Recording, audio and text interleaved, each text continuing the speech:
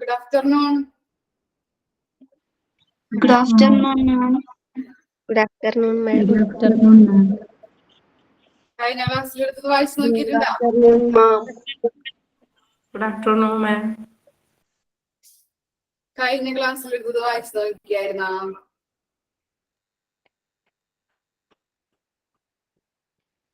2 minute ഒന്ന് വായിച്ചു നോക്കി എല്ലാവരും.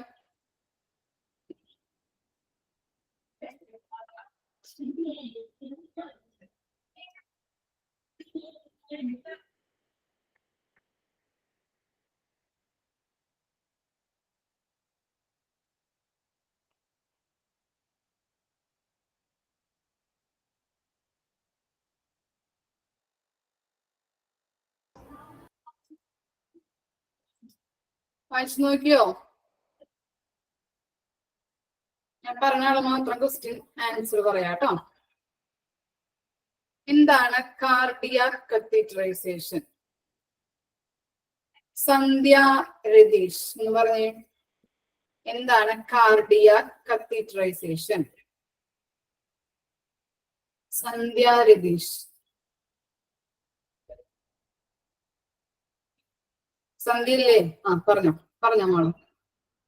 കൈകളിലൂടെ ഒരു ചെറിയ മുറിവുണ്ടാക്കി ഒരു കത്തീറ്റർ ഉപയോഗിച്ചാണ് ഇത് ചെയ്യുന്നത്. കാർഡിയോളജിസ്റ്റ് ആണ് ഈ പ്രൊസീജിയർ ചെയ്യുന്നത്. ഹൃദയവുമായി ബന്ധപ്പെട്ട് രോഗികൾ വന്നാൽ അവരുടെ ഹൃദയത്തിന്റെ വാൽവിന് പ്രശ്നം വല്ലതും ഉണ്ടെങ്കിൽ ബ്ലോക്ക് ഉണ്ടോ എന്നൊക്കെ നോക്കുന്നു. വാൽവ് മാറ്റി വെക്കുന്നത് ഈ പ്രൊസീജിയർ ഉപയോഗിച്ചാണ്.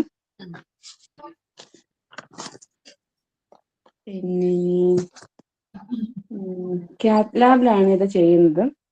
ഓക്കെ മോളെ. ഇനി എന്താണ് ആൻജിയോപ്ലാസ്റ്റി? ഫാത്തിമ, എന്താണ് ആൻജിയോപ്ലാസ്റ്റി? ഫാത്തിമ പറഞ്ഞോ മോളെ, എന്താണ് ആൻജിയോപ്ലാസ്റ്റി? ഫാത്തിമയില്ലേ?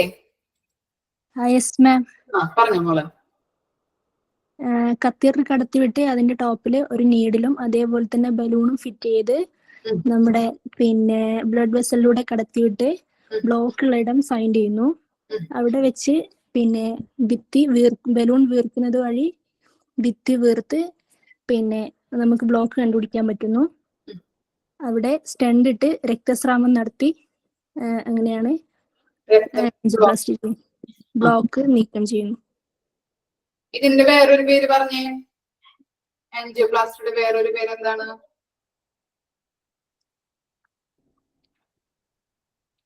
ബ്രാക്കറ്റിൽ കൊടുത്തിട്ടുണ്ടല്ലോ, ഏതായിരുന്നു? Balloon dilation of blood vessels. Balloon dilation of blood vessels.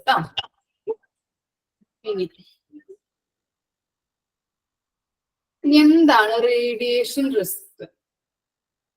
Amrita Krishna, എന്താണ് റേഡിയേഷൻ റിസ്ക്? 2 റിസ്കുകളെ പറ്റി നമ്മൾ പഠിച്ചിട്ടുണ്ടായിരുന്നു. അത് ഏതൊക്കെയാണ്? അമൃത കൃഷ്ണ എന്ന് പറഞ്ഞേ.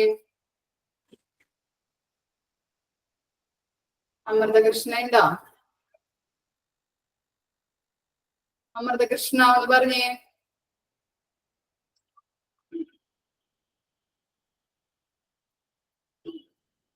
Hello ma'am. പറഞ്ഞോ മോളെ. റേഡിയേഷൻ റിസ്ക് 2 റിസ്കുകളെ പറ്റി പറഞ്ഞോ. പറയാമോ? ക്ലിയർ ആയില്ല. Sever effect, chronic effect. Severe effect എന്ന് പറഞ്ഞാൽ എന്താ? ഹെവി ഡോസ് ആയിരിക്കും, ഷോർട്ട് ടൈമിൽ അതിന്റെ എഫക്റ്റ് ഉണ്ടായിരിക്കും. ഓക്കെ. ക്രോണിക് എഫക്റ്റ് എന്തായിരിക്കും? ലോ ഡോസ് ആയിരിക്കും പ്രൊവൈഡ് ചെയ്യുന്നത്, അതിന്റെ എഫക്റ്റ് ലോങ് ടൈം ആയിരിക്കും. ഓക്കെ. ഇനി നെക്സ്റ്റ് പോർഷൻ ആണ് നമുക്ക് എടുക്കേണ്ടത് അല്ലെ, റെഗുലേറ്ററി ബോഡി അല്ലെ. ഞാൻ മ്യൂട്ട് ചെയ്യണം, എല്ലാവരും ശ്രദ്ധിച്ചിരിക്കാം. ഡൗട്ട് ഉണ്ടെങ്കിൽ മെസ്സേജ് ഇട്ടാൽ മതി കേട്ടോ, മിസ് പറഞ്ഞു തരാം.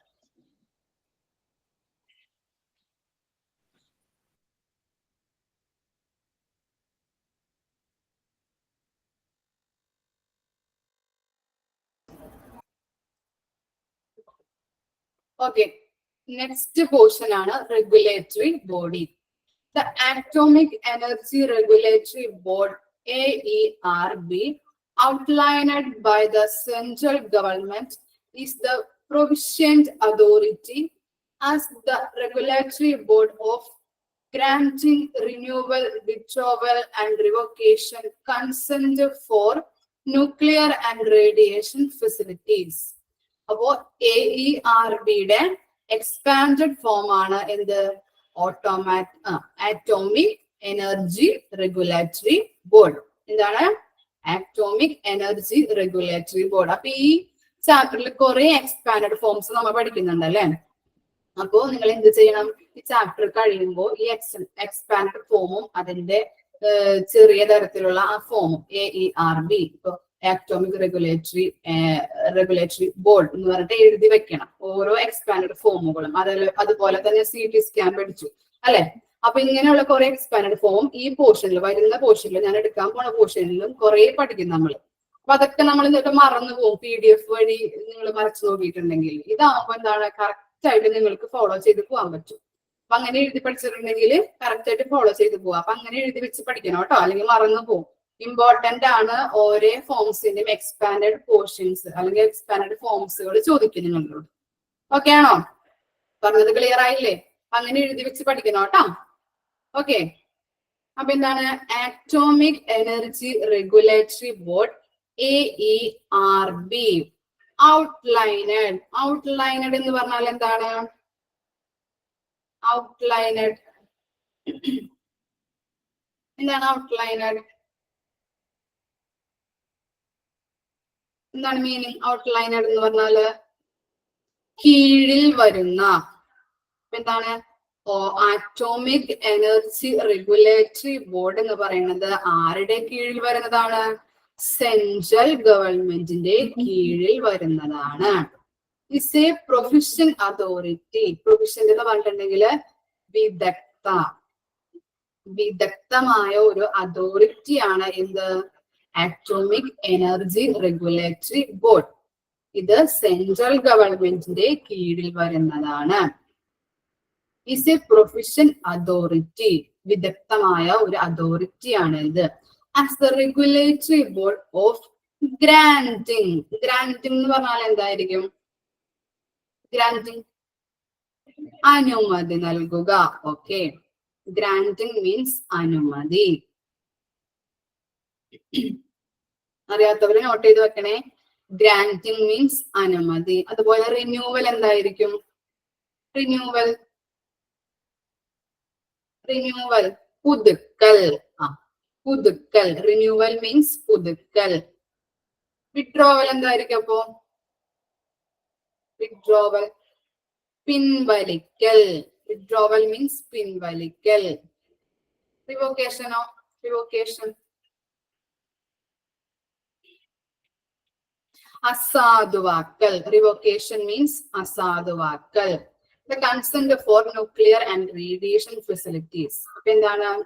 ആറ്റോമിക് എനർജി റെഗുലേറ്ററി ബോർഡ് എന്ന് പറഞ്ഞാൽ എന്താണ്? സെൻട്രൽ ഗവൺമെന്റിന് കീഴിൽ വരുന്നതാണ്. ഇതൊരു വിദഗ്ധ അതോറിറ്റിയാണ്. പിന്നെ പറയുന്നത് എന്താണ്? റേഡിയേഷൻ ഫെസിലിറ്റീസ് അല്ലെ. റേഡിയേഷൻ ഡിപ്പാർട്ട്മെന്റില് എന്തെങ്കിലും പുതിയ റേഡിയേഷൻ ഫെസിലിറ്റീസ് ഒക്കെ കണ്ടെത്തി കഴിഞ്ഞാല് അത് നിലവിൽ വരുന്നതിന് അല്ലെങ്കിൽ അത് എന്താ പറയാ, ആ ഫെസിലിറ്റീസ് ഒക്കെ നടപ്പിലാക്കുന്നതിന് വേണ്ടിയിട്ട് അനുമതി കൊടുക്കുന്നത് ആരായിരിക്കും? ആറ്റോമിക് എനർജി റെഗുലേറ്ററി ബോർഡ് ആയിരിക്കും. ഓക്കെ, നിങ്ങൾ ആയുഷും അതുപോലെ തന്നെ ആയുർവേദയുടെ കൺസെപ്റ്റ് പഠിച്ചില്ലേ? ആയുഷ് എന്താണ്? ആയുഷിന്റെ ലക്ഷ്യം എങ്ങനെയായിരുന്നു? ആയുർവേദയിൽ എന്തെങ്കിലുമൊക്കെ പുതിയ ഇന്നോവേഷൻസോ അല്ലെങ്കിൽ പുതിയ ഫെസിലിറ്റീസോ ഒക്കെ വന്നിട്ടുണ്ടെങ്കിൽ അത് നടപ്പിലാക്കാനായിട്ട് ആരും ഇത് കൊടുക്കുന്നുണ്ട്, പ്രോത്സാഹനം കൊടുക്കുന്നുണ്ട്, ആയുഷ് കൊടുക്കുന്നുണ്ട് അല്ലെ. അതുപോലെ തന്നെയാണ് ഈ റെഗുലേറ്ററി ബോഡി എന്ന് പറയുന്നത്. എന്താണ്? റേഡിയോളജി ഡിപ്പാർട്ട്മെന്റിൽ എന്തെങ്കിലും റേഡിയേഷനിൽ എന്തെങ്കിലും പുതിയ ഫെസിലിറ്റീസ് ഒക്കെ വന്നു കഴിഞ്ഞാൽ അത് നടപ്പിലാക്കുന്നതിന് ഈ റെഗുലേറ്ററി ബോഡി, അതായത് ഏതാണ്, അറ്റോമിക് എനർജി റെഗുലേറ്ററി ബോർഡ് എന്ത് ചെയ്യുന്നുണ്ട്, അനുമതി നൽകുന്നുണ്ട്. അതുപോലെ തന്നെ എന്താണ്, അത് പുതുക്കാനായിട്ട് ഹെൽപ്പ് ചെയ്യുന്നുണ്ട്. പിന്നെ എന്താണ്, അവർ പറഞ്ഞിരിക്കുന്ന പോളിസി അല്ലെങ്കിൽ പ്രൊസീജിയറിലൂടെ അല്ല ഇവർ പ്രവർത്തിക്കുന്നതെങ്കിൽ അതെന്ത് ചെയ്യുന്നുണ്ട്, വിഡ്രോ ചെയ്യാനും അസാധുവാക്കാനൊക്കെ അവർക്ക് അധികാരമുണ്ട്. മനസ്സിലായോ? കൺസെപ്റ്റ് മനസ്സിലായില്ലേ? റേഡിയേഷൻ ഡിപ്പാർട്ട്മെന്റില് റേഡിയേഷൻ ഫെസിലിറ്റീസ് ഒക്കെ, പുതിയ പുതിയ റേഡിയേഷൻ ഫെസിലിറ്റീസ് ഒക്കെ വന്നു കഴിഞ്ഞാൽ അത് നടപ്പിലാക്കുന്നതിന് ആരുടെ അനുവാദത്തോടു കൂടിയാണ്, ആറ്റോമിക് എനർജി റെഗുലേറ്ററി ബോർഡിന്റെ അനുവാദത്തോടു കൂടിയാണ്. ഇനി ഇവര് പറഞ്ഞിരിക്കുന്ന പോളിസി ആൻഡ് പ്രൊസീജിയറിലല്ല ഇവര് പ്രവർത്തിക്കുന്നതെങ്കിൽ, ആര് പ്രവർത്തിക്കുന്നതെങ്കിൽ, ഈ റേഡിയോളജി ഡിപ്പാർട്ട്മെന്റ് പ്രവർത്തിക്കുന്നതെങ്കിൽ അത് അസാധുവാക്കാനും എന്ത് വിഡ്രോ ചെയ്യാനൊക്കെ ഇവർക്ക് അധികാരമുണ്ട്. കൺസെപ്റ്റ് മനസ്സിലായില്ലേ? ഓക്കെ ആണോ? ഓക്കെ. ഡൗട്ടുകൾ എന്തെങ്കിലും ഉണ്ടോ? റെഗുലേറ്ററി ബോഡി എന്ന് പറഞ്ഞിട്ടുണ്ടെങ്കിൽ ഡൗട്ടുകൾ എന്തെങ്കിലും ഉണ്ടോ? ക്ലിയർ അല്ലേ ആ ഭാഗം? നെക്സ്റ്റ് എടുത്തോട്ടെ മിസ്. ഓക്കെ. ഇനി എന്താണ് ഡയഗ്നോസ്റ്റിക് ഏരിയ? ഒന്നുകൂടി പറയണോ? ഈ റെഗുലേറ്ററി ബോഡി എന്ന് പറഞ്ഞിട്ടുണ്ടെങ്കിൽ എന്താണ്, അറ്റോമിക് എനർജി റെഗുലേറ്ററി ബോർഡാണ്. അത് എന്താണ്, സെൻട്രൽ ഗവൺമെന്റിന് കീഴിൽ വരുന്നതാണ്. ഒരു വിദഗ്ധ അല്ലെങ്കിൽ ഒരു പ്രൊവിഷന്റെ അതോറിറ്റിയാണ്. പിന്നെ എന്താണ്, റേഡിയേഷൻ ഫെസിലിറ്റീസ്, റേഡിയേഷൻ ഡിപ്പാർട്ട്മെന്റിൽ എന്തെങ്കിലും റേഡിയേഷൻ ഫെസിലിറ്റീസ് ഒക്കെ പുതിയതൊക്കെ വന്നു കഴിഞ്ഞാൽ അത് നടപ്പിലാക്കാനായിട്ട് എന്താണ്, ആരുടെ അനുവാദത്തോടു കൂടിയാണ് പറ്റുക, ഈ ആറ്റോമിക് എനർജി റെഗുലേറ്ററി ബോഡിയുടെ അനുവാദം വേണം. ഇനി ഈ ആറ്റോമിക് എനർജി റെഗുലേറ്ററി ബോർഡിന്റെ പോളിസി ആൻഡ് പ്രൊസീജിയറിലൂടെ അല്ല ഇവര് പ്രവർത്തിക്കുന്നതെങ്കിൽ അത് അസാധുവാക്കാനും വിഡ്രോ ചെയ്യാനും പിൻവലിക്കാനും ഒക്കെ അവർക്ക് അധികാരമുണ്ട്. ഓക്കെ ആണോ? ക്ലിയർ ആയോ? നെക്സ്റ്റ് പറഞ്ഞോട്ടെ. ഓക്കെ. ഇനി എന്താണ് diagnostic area? Radiology rooms are secluded. എന്താണ് സെക്ലൂഡഡ് എന്ന് പറഞ്ഞാല്? സെക്ലൂഡഡ് എന്താണ് മീനിങ്?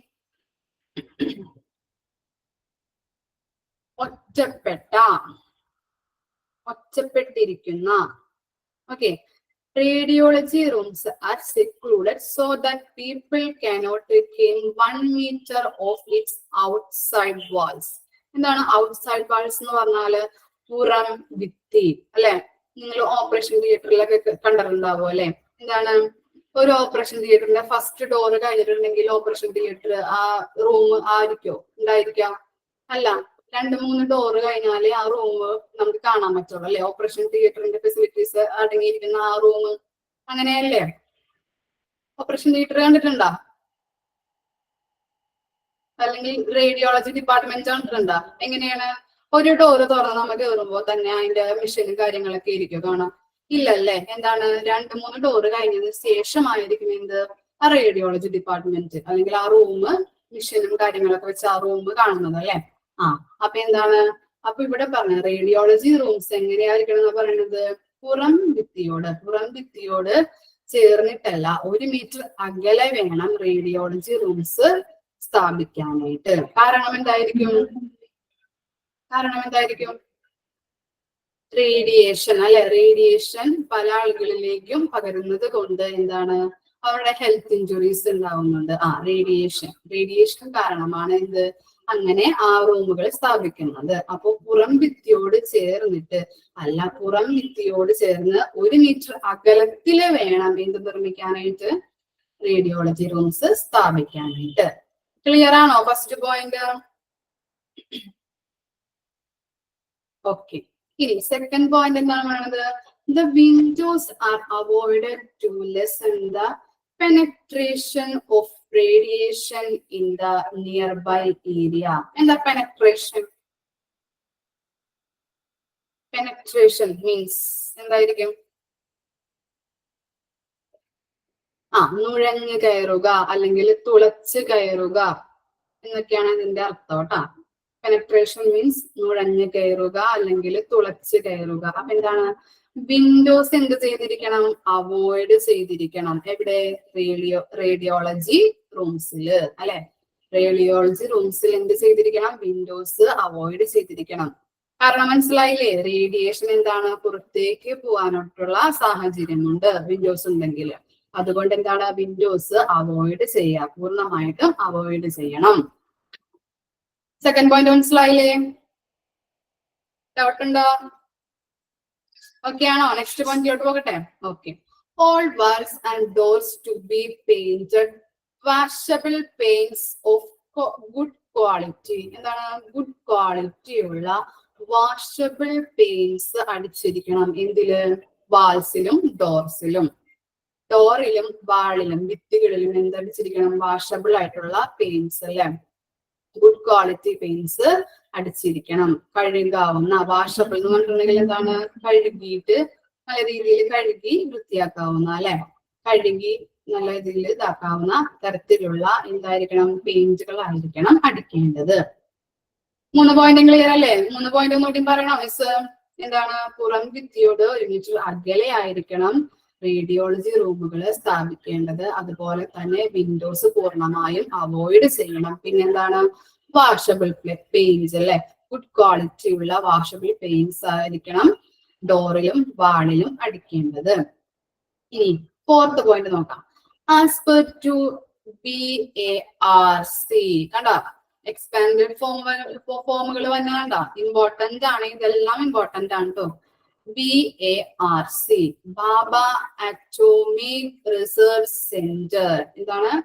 BARCയുടെ എക്സ്പാൻഡഡ് ഫോം ആണ് ബാബ അറ്റോമിക് റിസർച്ച് സെന്റർ. എവിടെയാണ് ലൊക്കേറ്റ് ചെയ്തിരിക്കുന്നത്? മുംബൈയില്. Mumbai. The walls of the radiography rooms should be 9-inch thick concrete walls or 14-inch thick brick എന്നാക്കണം കേട്ടോ. അവിടെ ബ്രിക്ക്, ഇഷ്ടിക എന്ന് പറയില്ലേ നമ്മള്, അതാണ് കേട്ടോ. BRICK, brick. Brick masonry walls. എന്താണ് പറയുന്നത്? ഈ ബാബ അറ്റോമിക് റിസർച്ച് സെന്റർ എവിടെയാണ് സ്ഥിതി ചെയ്യുന്നത്? മുംബൈയിലാണ്. അവിടുത്തെ റേഡിയോളജി റൂംസുകളുടെ പ്രത്യേകതകളാണ് പറയുന്നത്. എന്താണ്? ഒന്നില്ലെങ്കിൽ എന്തായിരിക്കും? 9-inch തിക്ക് കോൺക്രീറ്റ് വാൾസ് ആയിരിക്കും. അല്ലെങ്കിൽ എന്തായിരിക്കും? 14-inch തിക്ക് ബ്രിക്ക് മോൺസറി വാൾസ് ആയിരിക്കും അല്ലെ? എന്താണ്? ഇഷ്ടിക കൊണ്ട് നിർമ്മിച്ച വാൾസ് ആയിരിക്കും അവിടെ ഉണ്ടായിരിക്കുന്നത്. ക്ലിയർ ആണോ? ആ പോയിന്റ് മനസ്സിലായോ? എന്താണ്? ബാബ അറ്റോമിക് റിസർച്ച് സെന്റർ മുംബൈയിലാണ് സ്ഥിതി ചെയ്യുന്നത്. ആ റൂമിന്റെ പ്രത്യേകതകളെ കുറിച്ചാണ് പറയുന്നത്. ആ റൂമിന്റെ എന്താണ്? റേഡിയോളജി ചെയ്യുന്ന ആ റൂമിന്റെ പ്രത്യേകതകൾ എന്താണെന്നാണ് പറയുന്നത്. ഒന്നുകിൽ എന്തായിരിക്കും? 9-inch തിക്ക് കോൺക്രീറ്റ് വാൾസ് ആയിരിക്കും ഉണ്ടായിരിക്കുക. അല്ലെങ്കിൽ എന്താണ്? 14-inch തിക്ക് ബ്രിക്ക് മോൺസറി വാൾസ് ആയിരിക്കും ഉണ്ടായിരിക്കുക. ഓക്കെ. ഇഷ്ടിക കൊണ്ട് നിർമ്മിച്ച വാൾസ് ആയിരിക്കും ഉണ്ടായിരിക്കുക. ബ്രിക്ക് ഇട്ടാ. ഇനി എന്താണ് നെക്സ്റ്റ് പോയിന്റ് പറയുന്നത്? കീപ് മിനിമം ഫർണിച്ചർ അല്ലെ? മിനിമം ഫർണിച്ചർ, രോഗികൾക്ക് കിടക്കാനും ഇരിക്കാനുമായിട്ടുള്ള മിനിമം ഫർണിച്ചർ അവിടെ കീപ്പ് ചെയ്യണം. To provide ventilation fume hoods. എന്താണ് ഫ്യൂം ഹുഡ്സ് എന്ന് പറഞ്ഞാൽ? എന്തായിരിക്കും fume hoods? The type of local exhaust. Fume hoods എന്ന് പറഞ്ഞിട്ടുണ്ടെങ്കിൽ ഒരു തരം ലോക്കൽ എക്സ്ഹോസ്റ്റ്. എക്സ്ഹോസ്റ്റ് ഫാനുകളെ കുറിച്ച് കേട്ടിട്ടുണ്ടോ നിങ്ങള്? എന്തിനാ അത് യൂസ് ചെയ്യുന്നത്? എക്സ്ഹോസ്റ്റുകള്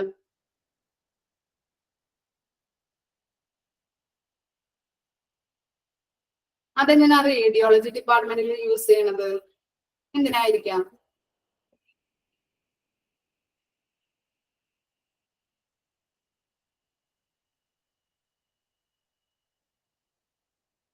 എന്തിനായിരിക്കാം?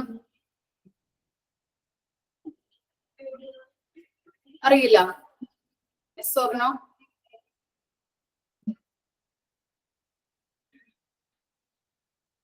No. മിസ് പറയാം കേട്ടോ. വെന്റിലേഷൻ പ്രൊവൈഡ് ചെയ്യണം അല്ലെ? എക്സ്ഹോസ്റ്റ് ഫാൻ, എക്സ്ഹോസ്റ്റ് അല്ലെ? എക്സ്ഹോസ്റ്റ് ഒക്കെ വെച്ചിട്ട് അവിടെ എന്താണ്? വെന്റിലേഷൻ പ്രൊവൈഡ് ചെയ്യണം എന്നാണ് പറയണത്. എവിടെ?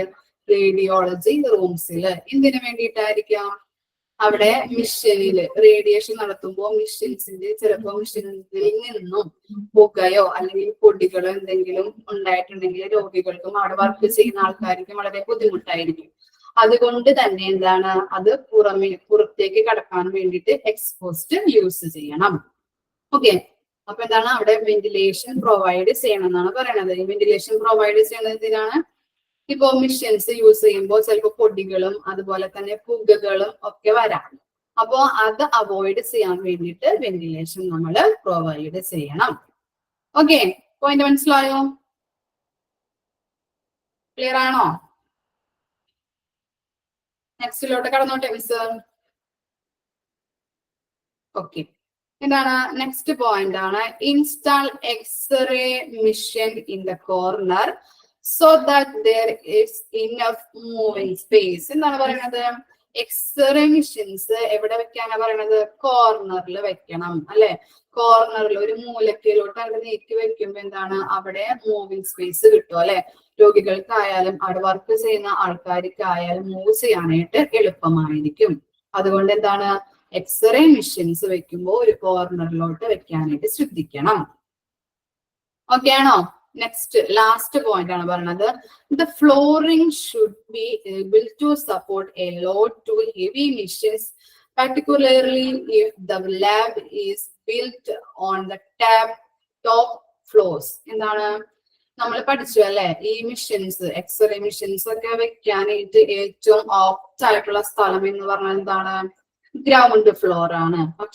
പക്ഷേ എന്താണ്, ടോപ്പ് ഫ്ലോറുകളിൽ വെക്കേണ്ടി വന്നാല് എന്താണ്, അതിന്റെ ഫ്ലോറിങ് ആ മിഷൻ താങ്ങാനുള്ള തരത്തിലായിരിക്കണം പണിത് വെക്കേണ്ടത് എന്നാണ് ആ പോയിന്റിൽ പറയുന്നത്. എന്താണ്, ടോപ്പ് ഫ്ലോറിൽ ടോപ്പ് ഫ്ലോറിൽ ഈ മിഷൻസ് അല്ലെ, റേഡിയോളജി ചെയ്യുന്ന ഈ മിഷൻസ്, അതായത് X-ray machines, MRI machines, CT scanner machines ഒക്കെ വെക്കാനായിട്ട് ടോപ്പ് ഫ്ലോറിൽ വെക്കേണ്ടി വന്നാൽ എന്താണ്, അതിന്റെ ഫ്ലോറിങ് അല്ലെ, ഫ്ലോറിങ് നടത്തേണ്ടത് നല്ല രീതിയിലായിരിക്കണം. അതെന്താണ്, ഹെവി വെയിറ്റ് ഉള്ള മിഷൻസ് ആയിരിക്കും ഇത്. അപ്പൊ അത് താങ്ങാനുള്ള തരത്തിലുള്ള ഫ്ലോറിങ് ആയിരിക്കണം മെയിൻറ്റെയിൻ ചെയ്യേണ്ടത്.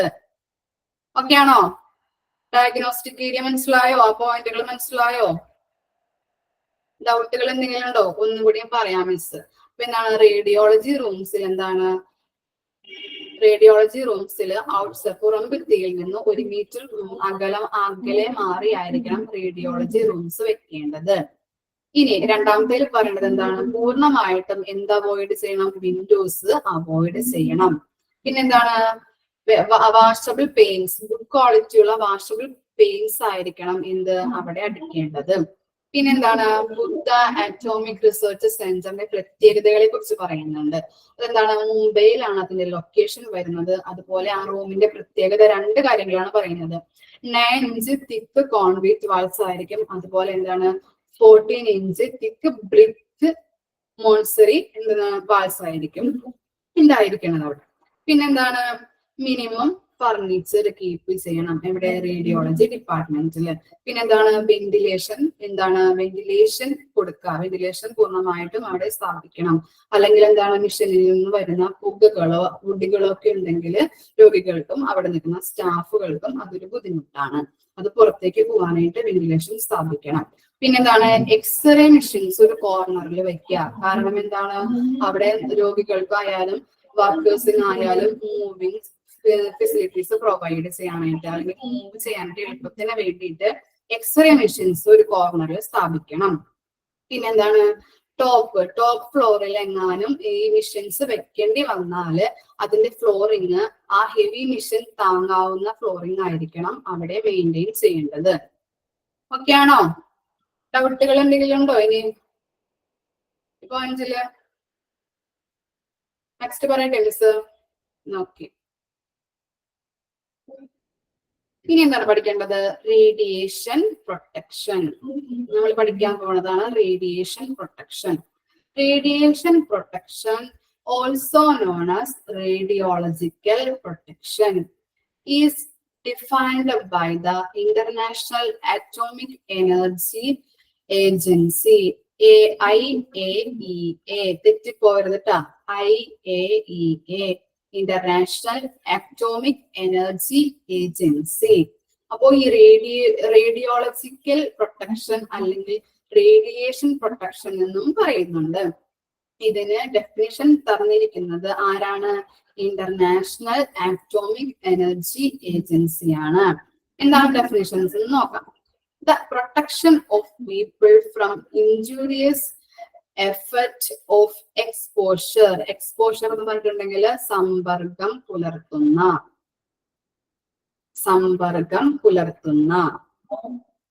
exposure to ionizing radiation and the means for attacking this. എന്താണ് ഈ റേഡിയേഷൻ ചെയ്യുമ്പോൾ എന്താണ് രോഗികൾക്ക് കുറെ എഫക്റ്റുകള്, ഹെൽത്ത് പ്രോബ്ലംസ് ഉണ്ടാവും. നമ്മൾ നേരത്തെ പഠിച്ചില്ലേ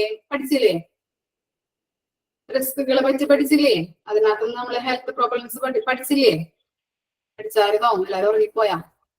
ഓക്കെ. അപ്പൊ എന്താണ് ഈ റേഡിയേഷൻ ചെയ്യുമ്പോൾ രോഗികൾക്ക് അല്ലെങ്കിൽ അവിടെ നിൽക്കുന്നവർക്കായാലും കുറെ അധികം ഹെൽത്ത് പ്രോബ്ലംസ് ഉണ്ടാവാറുണ്ട്. അതിനുവേണ്ടി എന്ത് ചെയ്യുന്നു? ആ പീപ്പിൾസിനെ പ്രൊട്ടക്ട് ചെയ്യുന്നതാണ് റേഡിയേഷൻ പ്രൊട്ടക്ഷൻ. ഓക്കെ. അപ്പൊ എന്താണ് റേഡിയേഷൻ ചെയ്യുമ്പോൾ അവിടെ വർക്ക് ചെയ്യുന്ന ആൾക്കാർക്കും അതുപോലെ തന്നെ അവിടെ പേഷ്യൻസിനും അതുമായിട്ട് സമ്പർക്കം പുലർത്തുന്നത് കൊണ്ട് തന്നെ അവർക്ക് ഹെൽത്ത് പ്രോബ്ലംസ് അല്ലെങ്കിൽ ഇഞ്ചുറീസ് എഫക്റ്റുകൾ ഉണ്ടാവുന്നുണ്ട്. അങ്ങനെ എഫക്റ്റുകൾ ഉണ്ടാകുമ്പോൾ അതിന് വേണ്ടിയിട്ട് അവർക്ക് പ്രൊട്ടക്ഷൻ നൽകുന്ന അതിനെയാണ് റേഡിയോളജിക്കൽ പ്രൊട്ടക്ഷൻ അല്ലെങ്കിൽ റേഡിയേഷൻ പ്രൊട്ടക്ഷൻ എന്ന് പറയുന്നത്. ഇനി റേഡിയോളജിക്കൽ പ്രൊട്ടക്ഷന്റെ ഡെഫിനിഷൻ ആരാണ് പറഞ്ഞിരിക്കുന്നത്? ഇന്റർനാഷണൽ അറ്റോമിക് എനർജി ഏജൻസിയാണ്. ഓക്കെ. ഇനി അതിന്റെ അടിയിൽ കൊടുത്തിരിക്കുന്നത് എന്താണ്? 3 types of radiation protection. ഇനി പഠിക്കാനുള്ളത് 3 types of radiation പ്രൊട്ടക്ഷനുകളെ പറ്റിയാണ്. 3 ടൈപ്പ് കൊടുത്തിട്ടുണ്ട്. ഏതൊക്കെയാണെന്ന് നോക്കാം. Occupational radiation protection, medical radiation protection, and last one is public radiation protection. നിങ്ങൾക്ക് തന്നെ പറയാൻ പറ്റും എന്താണ് ഓക്യുപേഷണൽ റേഡിയേഷൻ പ്രൊട്ടക്ഷൻ എന്ന് പറഞ്ഞാല്? ആരുമായിട്ട് റിലേറ്റ് ചെയ്തിട്ടുണ്ടാവാം? ആരുമായിട്ടായിരിക്കും? ജോബ്. ആരുമായിട്ടായിരിക്കും റിലേറ്റ് ചെയ്തിട്ടുണ്ടാവാം? വർക്കേഴ്സ് അല്ലെ? അവിടെ വർക്ക് ചെയ്യുന്ന സ്റ്റാഫ് അല്ലെങ്കിൽ ടെക്നീഷ്യൻസിനായിരിക്കും എന്ത് ഈ പ്രൊട്ടക്ഷൻ ഓക്യുപേഷണൽ റേഡിയേഷൻ പ്രൊട്ടക്ഷൻ നൽകുന്നത്. അതുപോലെ മെഡിക്കൽ റേഡിയേഷൻ പ്രൊട്ടക്ഷൻ ആർക്കായിരിക്കും? മെഡിക്കൽ റേഡിയേഷൻ പ്രൊട്ടക്ഷൻ ആരുമായിട്ടായിരിക്കും റിലേറ്റ് ചെയ്തിരിക്കുന്നത്? പേഷ്യൻസുമായിട്ടായിരിക്കും. ഇനി എന്താ പബ്ലിക് റേഡിയേഷൻ പ്രൊട്ടക്ഷൻ അറിയാൻ പറ്റുമല്ലോ. പബ്ലിക്കിന് വേണ്ടിയിട്ട് അല്ലെ? പബ്ലിക്കിന് പൊതുജനങ്ങൾക്ക് വേണ്ടിയിട്ട് പ്രൊവൈഡ് ചെയ്യുന്ന റേഡിയേഷൻ പ്രൊട്ടക്ഷൻ ആണ് എന്ത്? Public radiation protection. Just connect ചെയ്ത് പഠിച്ചാൽ മതി കേട്ടോ. അത് അധികം തലപൊകഞ്ഞ് പഠിക്കാനില്ല. കണക്ട് ചെയ്ത് പഠിച്ചാൽ മതി, മറന്നുപോയില്ല. അപ്പൊ എന്താണ് ഒക്യുപേഷൻ റേഡിയേഷൻ പ്രൊട്ടക്ഷൻ എന്ന് പറഞ്ഞാല് which is the protection of workers in the circumstances where their exposure is directly connected with their work അല്ലെ? അവിടെ വർക്ക് ചെയ്യുന്ന ആൾക്കാർക്ക് നേരിട്ട് സമ്പർക്കം പുലർത്തുമ്പോൾ അവിടെ എന്താണ് റേഡിയേഷൻ ഹെൽത്ത് പ്രോബ്ലംസ് ഒക്കെ ഉണ്ടാവാറുണ്ട്. അപ്പൊ അതിനു വേണ്ടി വർക്കേഴ്സിന് വേണ്ടിയിട്ട് പ്രൊവൈഡ് ചെയ്യുന്ന പ്രൊട്ടക്ഷൻ ആണ് എന്ത്? Occupational radiation protection. ഇനി മെഡിക്കൽ റേഡിയേഷൻ പ്രൊട്ടക്ഷൻ എന്താണെന്ന് നോക്കാം. Which is the protection of patients exposed to radiation as the part of their diagnosis and treatment അല്ലെ? ട്രീറ്റ്മെന്റിനും ഡയഗ്നോസിസിനും വേണ്ടി വരുന്ന പേഷ്യൻസിന് എന്ത് ഇങ്ങനെ റേഡിയേഷൻ ചെയ്യുമ്പോൾ അവർക്കും ഹെൽത്ത് പ്രോബ്ലംസ് ഉണ്ടാവുന്നുണ്ട്. അതിനുവേണ്ടി പ്രൊവൈഡ് ചെയ്യുന്ന റേഡിയേഷൻ പ്രൊട്ടക്ഷൻ ആണ് മെഡിക്കൽ റേഡിയേഷൻ പ്രൊട്ടക്ഷൻ. ഈ public radiation protection which is the protection of individual members of the public and of the population in general അല്ലെ? ജനങ്ങൾക്കും റേഡിയേഷൻ പ്രൊട്ടക്ഷൻ കൊടുക്കുന്നുണ്ട്. എന്താണ് പൊതുജനങ്ങൾക്കും പല ഡിപ്പാർട്ട്മെന്റിലും എന്താണ് കുറെ ഡിപ്പാർട്ട്മെന്റുകൾ ഉണ്ടല്ലേ ഹോസ്പിറ്റലിൽ. അപ്പം അതിനകത്ത് എന്താണ് ഈ റേഡിയേഷൻ ചെയ്യുമ്പോൾ ജനങ്ങൾക്കും എന്ത് പ്രൊട്ടക്ഷൻ കൊടുക്കേണ്ടതുണ്ട്. അതിനു വേണ്ടിയിട്ട് പ്രവർത്തിക്കുന്നതാണ് പബ്ലിക് റേഡിയേഷൻ പ്രൊട്ടക്ഷൻ എന്ന് പറയുന്നത്. ജസ്റ്റ് റിലേറ്റ് ചെയ്ത് പഠിച്ചാൽ മതി കേട്ടോ. അധികം തലപ്പോ കുഞ്ഞ് പഠിക്കാൻ നിൽക്കണ്ട. എന്താണ് ഒക്യുപേഷണൽ റേഡിയേഷൻ പ്രൊട്ടക്ഷൻ ആർക്കാണ്? വർക്കേഴ്സിന്. മെഡിക്കൽ കൊടുക്കുന്നത് ആർക്കാണ്? മെഡിക്കൽ റേഡിയേഷൻ പ്രൊട്ടക്ഷൻ കൊടുക്കുന്നത് പേഷ്യൻസിന്. പിന്നെ പബ്ലിക് റേഡിയേഷൻ പ്രൊട്ടക്ഷൻ കൊടുക്കുന്നത് ആർക്കാണ്? പൊതുജനങ്ങൾക്ക്. അങ്ങനെ അറിഞ്ഞിരുന്നാൽ മതി. ഓക്കെ, ക്ലിയർ ആയില്ലേ? അത് ക്ലിയർ ആയോ? ഒന്ന് വായിച്ചു നോക്കിയേ റേഡിയേഷൻ പ്രൊട്ടക്ഷൻ എന്താണെന്നുള്ളത്, ഡെഫിനിഷനും ആ 3 റേഡിയേഷൻ പ്രൊട്ടക്ഷനുകളും ഒന്ന് വായിച്ചു നോക്കിയേ.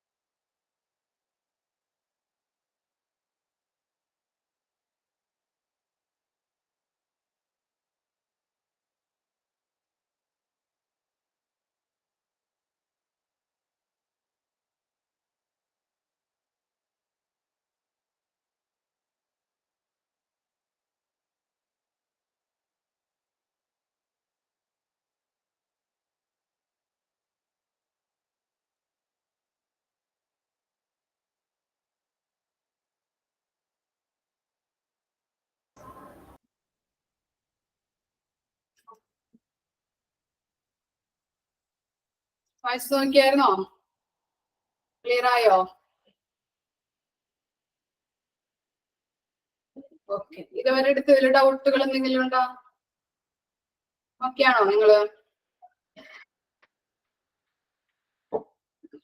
നെക്സ്റ്റ് പോർഷൻ എടുക്കട്ടെ മിസ്.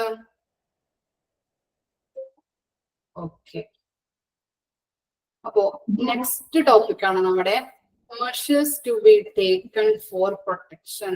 എന്താണ് മെഷേഴ്സ് എന്ന് പറഞ്ഞാല്? എന്തായിരിക്കണം മെഷേഴ്സ്?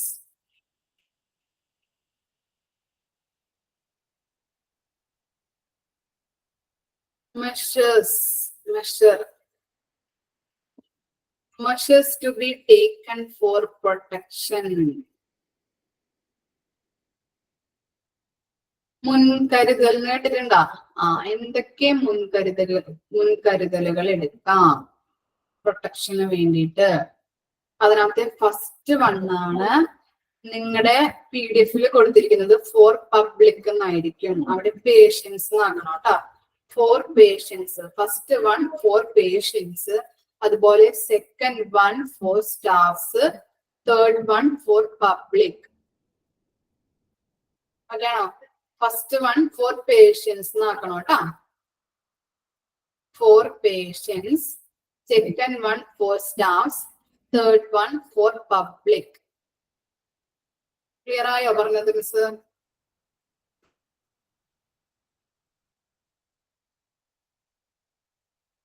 എഴുതി എല്ലാവരും? ഓക്കെ, ഇപ്പൊ തന്നെ ക്ലിയർ ചെയ്ത് പോയില്ലെങ്കിൽ എക്സാമിന് വരുമ്പോ അത് മിസ്റ്റേക്ക് നിങ്ങൾക്ക് തന്നെ മനസ്സിലാവില്ല കേട്ടാ. ഓക്കെ, അപ്പൊ എന്താണ് ഫസ്റ്റ് വൺ എന്ന് പറയുന്നത്? For patients. അതിനകത്ത് 4 പോയിന്റുകൾ വെച്ച് പഠിക്കാനുണ്ട് നമ്മൾക്ക്. ഓക്കെ, ഓരോന്നിലും 4 പോയിന്റുകൾ വെച്ചാണ് പഠിക്കാനുള്ളത്. നമുക്ക് നോക്കാം. For patients, first one is optimization of X-ray or CT dose. എന്താണ് optimization എന്ന് പറഞ്ഞാല്? optimization എന്തായിരിക്കാം?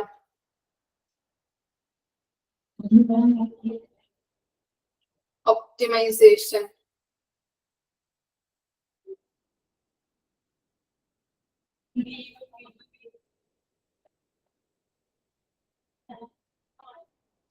optimization means എന്തായിരിക്കാം? ഉത്തമമായ,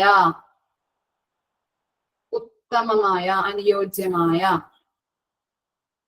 അല്ലെങ്കിൽ ഉത്തമമായ, അല്ലെങ്കിൽ കറക്റ്റ് ആയ എന്നൊക്കെ പറയില്ലേ നമ്മള്, കറക്റ്റ്.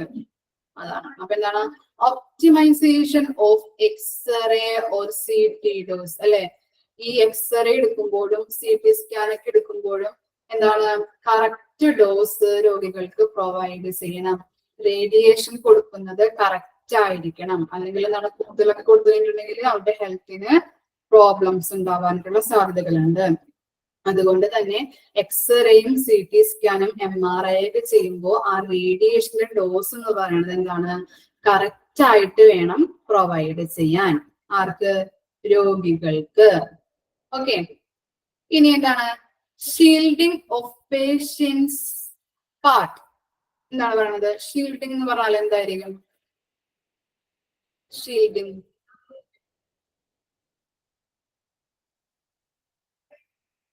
ഷീൽഡിംഗ് എന്താ?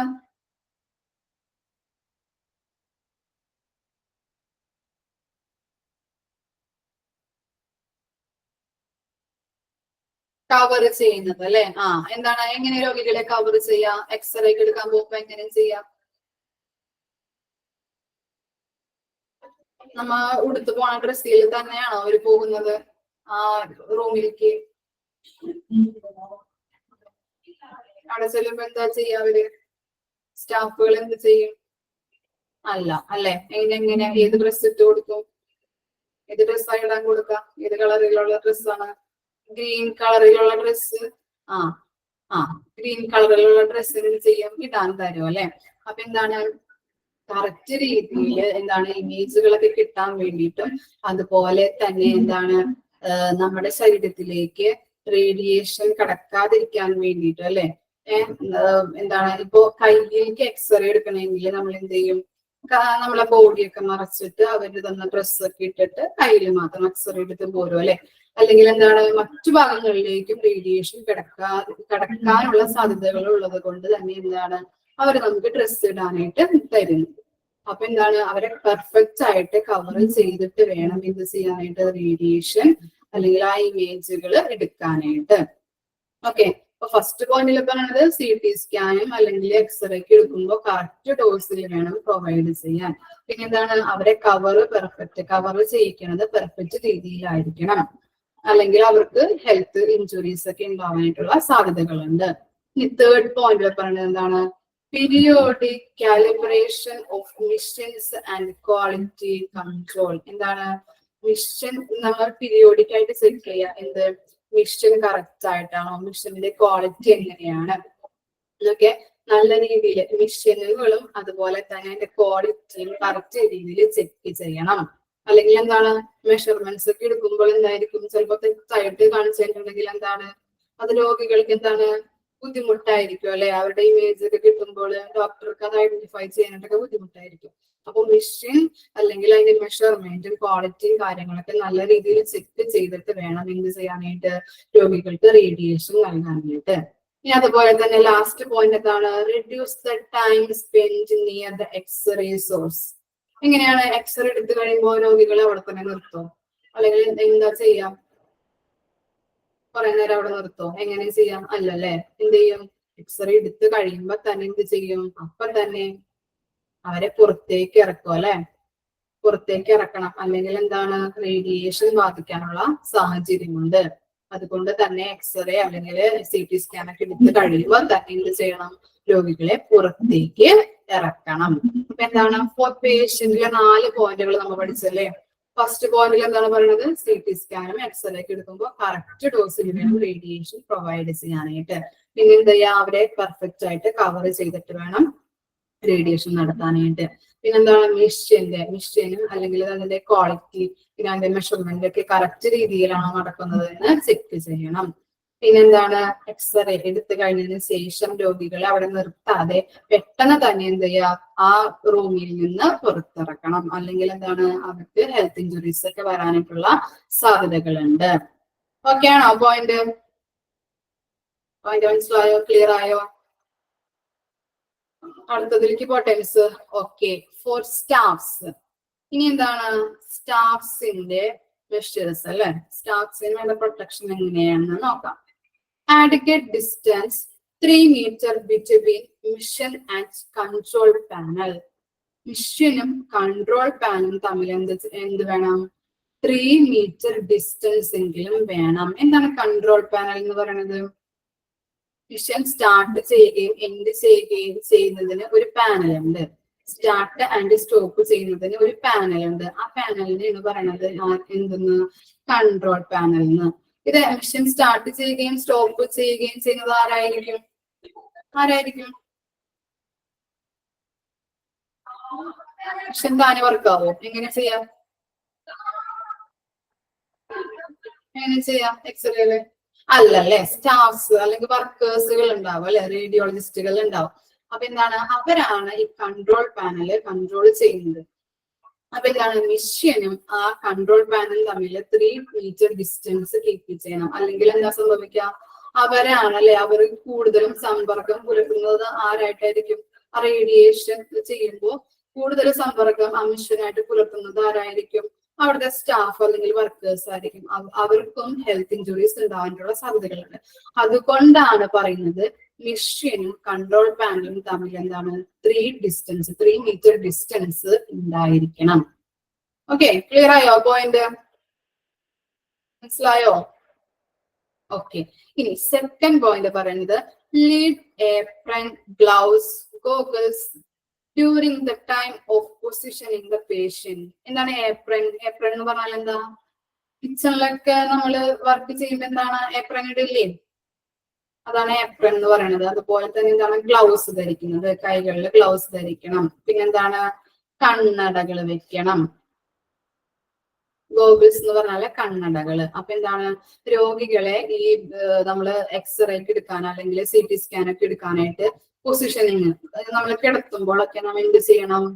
ഏപ്രൺ ധരിക്കണം. അതുപോലെ ഗ്ലൗസ് വെക്കണം, കണ്ണടകളും വെക്കണം. ആര്? സ്റ്റാഫുകൾ കേട്ടോ. അല്ലെങ്കിൽ അവർക്കും അത് ശരീരത്തില് റേഡിയേഷൻ കടക്കാനുള്ള സാധ്യതകളുണ്ട്. ഓക്കെ, ഇനി usage of personal displaying devices, TLD, thermoluminescent dosimeter. Important ആണ്.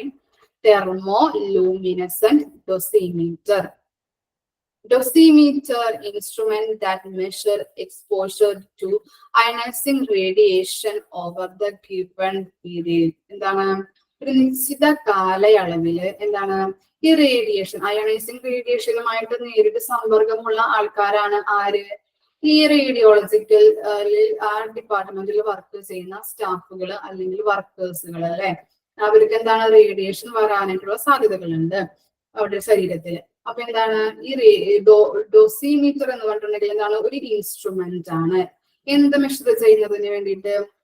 സ്റ്റാഫ് നേരിട്ട് ആ സമ്പർക്കം പുലർത്തുമ്പോ അല്ലെ, നേരിട്ട് എക്സ്പോഷർ ചെയ്യുമ്പോൾ അവരുടെ ശരീരത്തിൽ എത്രത്തോളം ഈ റേഡിയേഷൻ കടന്നിട്ടുണ്ടെന്ന് മെഷർ ചെയ്യാനായിട്ടുള്ള ഒരു ഇൻസ്ട്രുമെന്റ് ആണ് ഡോസിമീറ്റർ. ഡോസിമീറ്റർ എന്താണെന്ന് പറയുന്നത്? ഈ സ്റ്റാഫുകൾ അല്ലെ, നേരിട്ട് സമ്പർക്കം പുലർത്തുന്നവരാണല്ലേ, റേഡിയോളജി ഡിപ്പാർട്ട്മെന്റ് ആയിട്ട് നേരിട്ട് സമ്പർക്കം പുലർത്തുന്നവരാണ് ഈ വർക്കേഴ്സ് എന്ന് പറയുന്നത്. അപ്പൊ അവർക്കും എന്താണ് റേഡിയേഷൻ അല്ലെ, അവരുടെ ശരീരത്തിലും റേഡിയേഷൻ വരാനായിട്ടുള്ള സാധ്യതകളുണ്ട്. അതുകൊണ്ട് തന്നെ എത്രത്തോളം അവരുടെ ശരീരത്തിൽ ഈ റേഡിയേഷൻ വന്നിട്ടുണ്ട് അല്ലെങ്കിൽ റേഡിയേഷൻ ഉണ്ട് എന്നുള്ള ആ മെഷർ, അത് മെഷർ ചെയ്യാനായിട്ടുള്ള ഒരു ഇൻസ്ട്രുമെന്റ് ആണ് ഡോസിമീറ്റർ.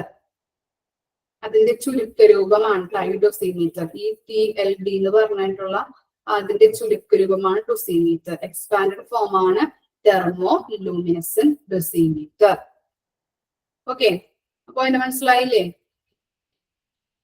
സ്റ്റാഫുകളുടെ ശരീരത്തിൽ എത്രത്തോളം എന്താണ് ഈ അവരെ നേരിട്ട് സമ്പർക്കം പുലർത്തുമ്പോൾ എത്രത്തോളം റേഡിയേഷൻ ഉണ്ടെന്ന് മെഷർ ചെയ്യാനായിട്ടുള്ള ഒരു ഇൻസ്ട്രുമെന്റ് ആണ് ഡോസിമീറ്റർ. അതിലൂടെ അവർക്ക് എന്തൊക്കെ ഹെൽത്ത് പ്രോബ്ലംസ് ഉണ്ടെന്നൊക്കെ നമുക്ക് കണ്ടുപിടിക്കാനായിട്ട് സാധിക്കും. ഇനി എന്താണ് ലാസ്റ്റ് വൺ ആണ് പറയുന്നത് monitoring radiation exposure to every month. എന്താണ് എല്ലാ മന്തും എന്ത് ചെക്ക് ചെയ്യണം? മോണിറ്റർ ചെയ്യണം. എന്ത് മെഷീൻസുകളൊക്കെ കറക്റ്റ് രീതിയിലാണോ പ്രവർത്തിക്കുന്നത്, അല്ലെങ്കിൽ എന്തെങ്കിലും ക്വാളിറ്റി വ്യത്യാസം ഉണ്ടോ, മെഷർമെന്റിൽ വ്യത്യാസം ഉണ്ടോ എന്നൊക്കെ കറക്റ്റ് രീതിയിൽ ആര് ചെക്ക് ചെയ്യണം? അവിടുത്തെ സ്റ്റാഫുകൾ ചെക്ക് ചെയ്യണം. എല്ലാ മന്തും എന്ത് ചെയ്യാം? മെഷീൻസുകൾ കറക്റ്റ് രീതിയിലാണ് പ്രവർത്തിക്കുന്നത്, അതിന്റെ ക്വാളിറ്റിയിൽ വ്യത്യാസമുണ്ടോ, മെഷർമെന്റ്സിൽ വ്യത്യാസമുണ്ടോ എന്നൊക്കെ ആര് ചെക്ക് ചെയ്യണം? അവിടുത്തെ സ്റ്റാഫുകൾ ചെക്ക് ചെയ്യേണ്ടതാണ്. ഫോർ സ്റ്റാഫുകളുടെ പോയിന്റുകൾ നമ്മൾ പഠിച്ചു. ഫസ്റ്റ് പോയിന്റ് എന്ന് പറയുന്നത് മെഷീനും കൺട്രോൾ പാനും തമ്മിൽ എന്താണ് 3 മീറ്റർ ഡിസ്റ്റൻസ് ഉണ്ടായിരിക്കണം. പിന്നെന്താണ് പേഷ്യൻസിനെ പൊസിഷനിങ് അല്ലെ, സ്കാൻ ചെയ്യാനൊക്കെ കിടത്തുമ്പോൾ എന്ത് ചെയ്യണം? ഏപ്രൺ ധരിക്കണം, അതുപോലെ കണ്ണട വെക്കണം, ഗ്ലൗസ് ഒക്കെ ഇടണം. പിന്നെന്താണ് തെർമോലൂമിനസൻ ഡോസിമീറ്റർ എന്ന് പറഞ്ഞിട്ടുണ്ടെങ്കിൽ ഒരു ഇൻസ്ട്രുമെന്റ് ആണ്. അവരുടെ സ്റ്റാഫുകളുടെ ശരീരത്തിൽ എന്തോരം റേഡിയേഷൻ എക്സ്പോഷർ ആയിട്ടുണ്ട്, സമ്പർക്കം എന്തോരം പുലർത്തിയിട്ടുണ്ടെന്ന് അറിയാൻ വേണ്ടിയിട്ട് മെഷർ ചെയ്യുന്ന ഒരു ഇൻസ്ട്രുമെന്റ് ആണ് ഈ ഡോസിമീറ്റർ എന്ന് പറയുന്നത്. അതുപോലെ എന്താണ്, എല്ലാ മാസവും ഈ മെഷീൻസ് മോണിറ്റർ ചെയ്യാൻ എന്തെങ്കിലും കംപ്ലൈന്റ് ഉണ്ടോ, മെയിൻ്റെനൻസ് വർക്കുകൾ എന്തെങ്കിലും ഉണ്ടോ, അല്ലെങ്കിൽ ഗുഡ് ക്വാളിറ്റിയിലാണോ ഈ മെഷീനുകൾ പോയിരിക്കുന്നത്, പ്രവർത്തിക്കുന്നത് എന്നൊക്കെ ചെക്ക് ചെയ്യാനായിട്ട് ആരെ ശ്രദ്ധിക്കണം? സ്റ്റാഫുകൾ ശ്രദ്ധിക്കണം. ഓക്കെ, ക്ലിയർ ആയോ ആ പോയിന്റ്? ഫോർ സ്റ്റാഫ് ഡൗട്ടുകൾ എന്തെങ്കിലും ഉണ്ടോ? ഓക്കെ ആണ്.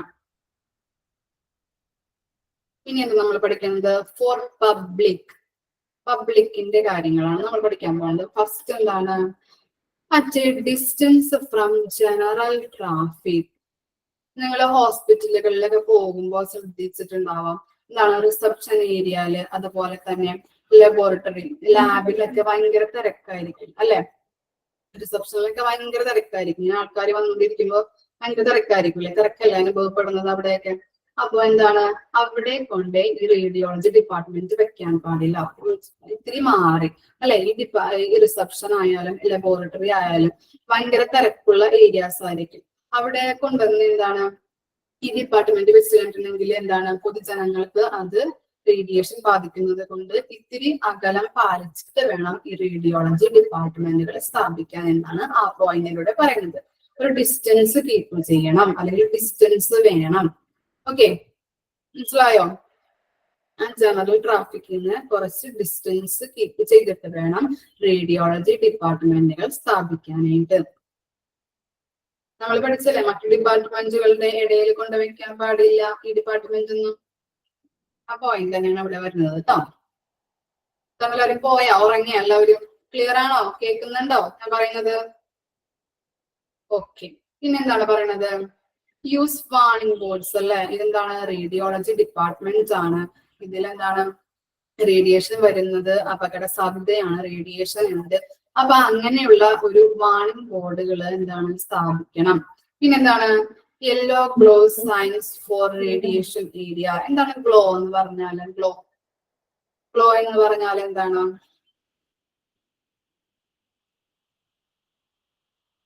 ഗ്ലോ എന്തായിരിക്കാം? തിളക്കോ അല്ലെ? അപ്പൊ എന്താണ്, മഞ്ഞ നിറത്തിലുള്ള തിളങ്ങുന്ന ബോർഡുകള് സ്ഥാപിക്കണം റേഡിയേഷൻ ഏരിയയില്. നിങ്ങൾ കണ്ടില്ലേ ലാസ്റ്റ് പോയിന്റിന്റെ അവിടെ ഒരു സൈൻ ബോർഡ് കൊടുത്തേക്കുന്നതാണല്ലോ, കോഷ്യൻ ഹൈ റേഡിയേഷൻ ഏരിയ എന്ന് പറഞ്ഞിട്ട്. അത് മഞ്ഞ നിറത്തിലും ചുവപ്പ് നിറത്തിലാണ് കൊടുത്തേക്കുന്നത്. അപ്പൊ എന്താണ്, അവിടെ അങ്ങനെയുള്ള സൈൻ ബോർഡ് സ്ഥാപിക്കണം എന്നാണ് പറയുന്നത്. എന്താണ്, ഹൈ റേഡിയേഷൻ ഏരിയയാണ്, ഇത് അപകട സാധ്യത ഉള്ള ഏരിയയാണ് എന്ന് പൊതുജനങ്ങളെ അറിയിക്കാൻ വേണ്ടിയിട്ട് എന്ത് ചെയ്യാ, സൈൻ ബോർഡുകൾ സ്ഥാപിക്കണം. പെട്ടെന്ന് അവർക്ക് എന്താണ് മനസ്സിലാക്കാനായിട്ട് സാധിക്കും ഇങ്ങനെ മഞ്ഞ സൈൻ ബോർഡുകളൊക്കെ സ്ഥാപിച്ചിട്ടുണ്ടെങ്കിൽ. ഇനി ലാസ്റ്റ് പോയിന്റ് പറയുന്നത് എന്താണ്? It is also needed that warning light are clearly seen and lit when the X-ray machines behind the leaded doors is discharging radiation to prevent unintentional entry into the room without wearing radiation protection. എന്താണ് unintentional എന്ന് പറഞ്ഞാല്?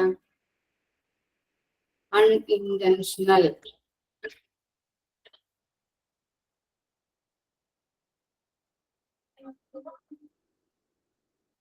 അപ്രതീക്ഷിതമായ. Unintentional എന്ന് പറഞ്ഞാൽ അപ്രതീക്ഷിതമായ.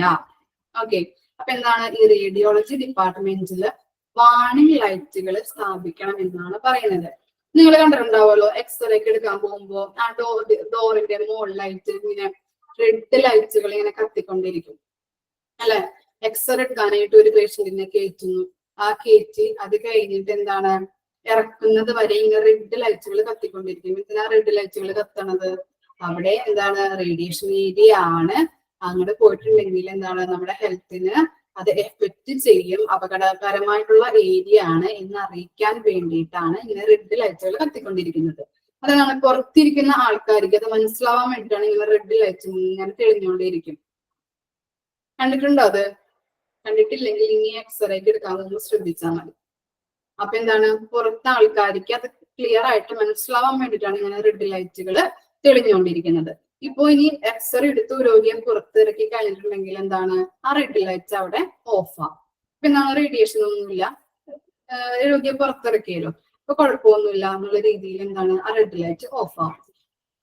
ഇനി എന്താണ്, അൺഇന്റൻഷണൽ entry എന്ന് പറഞ്ഞിട്ടുണ്ട് അല്ലെ. എന്താണ് നമുക്ക് പറയുന്നത്, അപ്രതീക്ഷിതമായിട്ട് പൊതുജനങ്ങളിൽ നിന്ന് അല്ലെങ്കിൽ ഒരാള് അറിയാതെ പെട്ടെന്ന് എന്താണ് ആ റേഡിയേഷൻ ഏരിയയിലോട്ട് കടന്നിട്ടുണ്ടെങ്കിൽ എന്താണ്, അവിടെ ചിലപ്പോൾ റേഡിയേഷനുകൾ നടക്കുന്നുണ്ടാവും അല്ലെ, ചിലപ്പോൾ എക്സ്റേ എടുക്കുന്നുണ്ടാവും, CT സ്കാൻ ഒക്കെ എടുക്കുന്നുണ്ടാവും. അപ്പൊ അങ്ങനെ ചെയ്യുമ്പോൾ എന്താണ്, ഇയാളിലേക്ക് അപ്രതീക്ഷിതമായിട്ട് കിടക്കുമ്പോൾ എന്താണ്, റേഡിയേഷൻ വരാനായിട്ടുള്ള സാധ്യതകളുണ്ട്. അങ്ങനെ വരുമ്പോൾ എന്താണ്, ഇയാളുടെ ഹെൽത്തിന് എന്താണ്, അതൊരു ബുദ്ധിമുട്ടാണ് അല്ലെ, ഹെൽത്ത് ഇഞ്ചുറീസ് ഒക്കെ ഉണ്ടാക്കാൻ സാധ്യതകളുണ്ട്. ഇയാള് പിന്നെ എന്താണ്, അപ്രതീക്ഷിതമായിട്ട് കിടക്കുന്നത് മൂലം എന്താണ്, ഗ്ലൗസ് ഇട്ടിട്ടുണ്ടാവില്ല, പിന്നെന്താണ് ബോഡി കവർ ചെയ്തിട്ടുണ്ടാവില്ല. അപ്പൊ എന്താണ്, ഹെൽത്ത് ഇഞ്ചുറീസ് ഉണ്ടാവും. അതുകൊണ്ട് തന്നെ പെട്ടെന്ന് ഒരു വ്യക്തി അങ്ങോട്ട് കയറി കഴിഞ്ഞിട്ടുണ്ടെങ്കിൽ അപ്പോൾ തന്നെ അവിടുത്തെ ലൈറ്റുകളും മെഷീൻസ് ഒക്കെ പെട്ടെന്ന് തന്നെ ഓഫ് ആവും, ഓട്ടോമാറ്റിക്കലി തന്നെ ഓഫ് ആവും. അതാണ് അൺഇന്റൻഷണൽ എൻട്രി അതിന്റെ അർത്ഥമായിട്ട് വരുന്നത് കേട്ടോ. ആ പോയിന്റ് കൂടി പഠിക്കാനുണ്ട് നമുക്ക്. അപ്പൊ എന്താണ്, 4th പോയിന്റിൽ പഠിക്കാനുള്ളത് എന്താണ്, വാണിംഗ് ലൈറ്റുകൾ ഉണ്ടാകുന്നത്. റെഡ് ലൈറ്റ് ഇങ്ങനെ കത്തിക്കൊണ്ടേയിരിക്കും എക്സ്റേക്ക് എടുക്കുമ്പോൾ. അതിനുശേഷം ഇപ്പൊ ഒരാൾ അപ്രതീക്ഷിതമായിട്ട് അവിടെ കടന്നു കഴിഞ്ഞിട്ടുണ്ടെങ്കിൽ എന്താണ്, ലൈറ്റുകളും അതുപോലെ തന്നെ മെഷീൻസ് ആയാലും പെട്ടെന്ന് തന്നെ ഓഫായി പോകും. കാരണം അയാളിലേക്ക് റേഡിയേഷൻ ഏൽക്കാതിരിക്കാൻ വേണ്ടിയിട്ട്. ക്ലിയർ ആയോ ആ പോയിന്റ്? ഇതുവരെയാണ് മിസ് എടുക്കുന്നത്. ഇനി നെക്സ്റ്റ് പോർഷൻ കുറച്ചുകൂടി അല്ലേ ഉള്ളൂ, ഇത് നെക്സ്റ്റ് ക്ലാസ്സിൽ എടുക്കാം. ഇനി നാളെ വരുമ്പോ മറ്റേ ഇൻപേഷ്യന്റ് ഡിപ്പാർട്ട്മെന്റ് ആണ് മിസ് എടുക്കുന്നത്. ഇതിന്റെ കുറച്ച് പോർഷനും ഇൻപേഷ്യന്റ് ഡിപ്പാർട്ട്മെന്റിൽ തുടങ്ങും, പുതിയ ചാപ്റ്ററും തുടങ്ങും. അതിന്റെ PDF എടുത്ത് വെക്കണം കേട്ടോ എല്ലാവരും. പിന്നെ വന്ദന മിസ് നാളെ എടുക്കുന്നത് ഡിഫറെന്റ് ഡിപ്പാർട്ട്മെന്റ്സ് ഓഫ് ഹോസ്പിറ്റൽ ആണ് കേട്ടോ. അതിന്റെ PDF-ഉം എടുത്ത് വെക്കാം കേട്ടോ. ക്ലിയർ ആയോ മക്കൾക്ക്? ഇനി എന്തെങ്കിലും ഡൗട്ടുകൾ ഉണ്ടോ? ക്ലിയർ ആണോ ഈ പോർഷൻസ് എടുത്തത് വരെ? ക്ലിയർ ആണ്.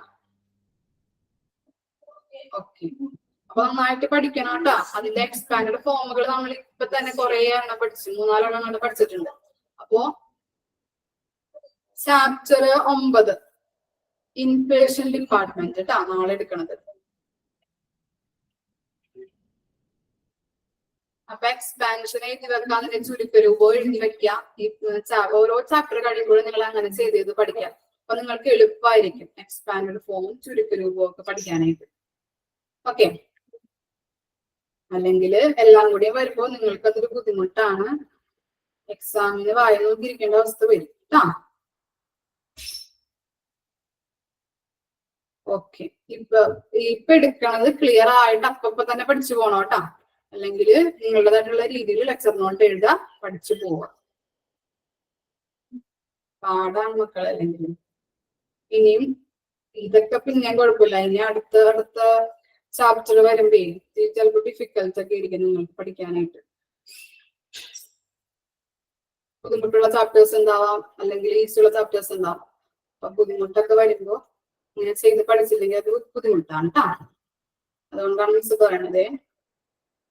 ക്ലിയർ ആയോ മിസ് പറഞ്ഞത്? ഓക്കെ, ഡൗട്ടുകളൊന്നും ഇല്ലല്ലോ? ഉണ്ടോ? Okay okay, thank you.